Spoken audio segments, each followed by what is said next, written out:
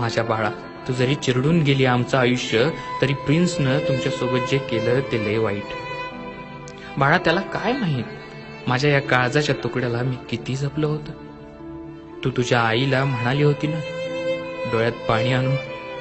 तात्या बोलतील का ग? मीच बोलतोय बाळा. बाळा, मला विचारायचंय तुला, काय कमी पडलो आम्ही तुला वाढवण्यात? बाळा, जातीपातीच्या चिखलात मी नाही. प्रत्येक हौस मौज हात जोडून उभी होती तुझ्या समोर.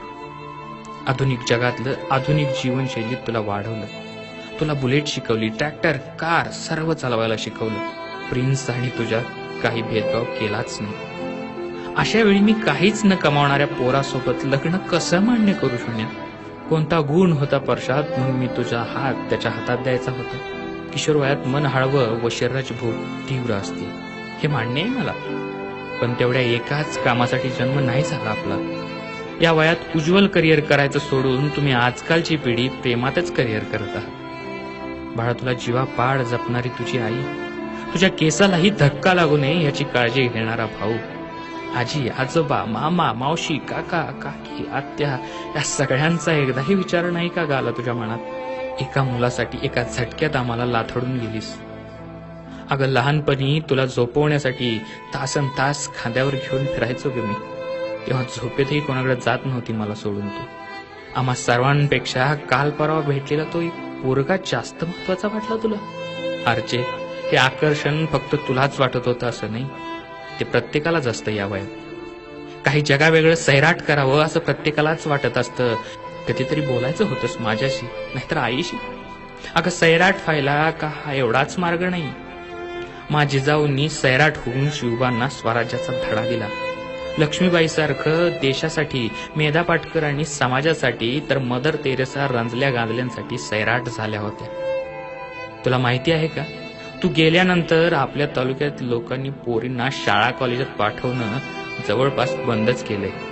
आणि बऱ्याच कवळ्या पोरींची लग्न उरकलेत मायबापांनी अशा सैराट होण्याच्या भीतीनं. तू पळून गेल्यावर त्या वासनांध लांडग्यांची शिकार होण्यापासून वाचली. जर ती अनुभवी बाई आली नसती तर किशोरवयीन परशा तुला वाचू शकला नसता बेटा. मात्र सगळ्याच वाचतात असं नाही ग. मग पाटलेपणाची जाणीव दोघांनाही सतावते. तू गेल्यापासून तुझी आई कधीच हसली नाही ग. आणि आमदारकीचा उमेदवार मी स्वतःला बुडवून घेतलं दारूत, हे सगळं विसरावून. पोरीचे बाप नसलेले काही जण मला बुरसटलेल्या विचाराचे म्हणतील, पण बाळा, आरचे व परशा, मला एकच विचारायचंय, आम्हा सगळ्यांना उद्ध्वस्त करून खरंच तुमचं सैराट होणं जरुरी होतं का? आम्हा सगळ्यांना उद्ध्वस्त करून खरंच तुमचं सैराट होणं जरुरी होतं का?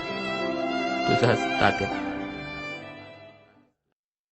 रोज जोक शेअर करत असता, पण आज प्रत्येकानं हा व्हिडिओ शेअर करा. आणि हो, डीजे मराठी या यूट्यूब चॅनलला अजून सबस्क्राईब केलं नसेल तर सबस्क्राईब जरूर करा. यामुळे मी असे नवीन व्हिडिओज अपलोड केले की तुम्हाला ते मिळत राहतील. मित्रांनो, सोशल मीडियावरती खूपसे चांगले चांगले संदेश फिरत असतात, जे संदेश नकळत तुम्हाला खूप काही शिकवून जातात. असेच संदेश आपल्यापर्यंत पोहोचवण्याचा हा एक प्रयत्न. अर्थात याचे सारे श्रेय हे त्या संदेशाच्या लेखकाला जाते. जे लिखाण मी लिहिलेलं असेल किंवा ते लिहिणाऱ्या लेखकाचं नाव माहिती असेल तर त्या वेळी तसा स्पष्ट उल्लेख केला जाईल. धन्यवाद.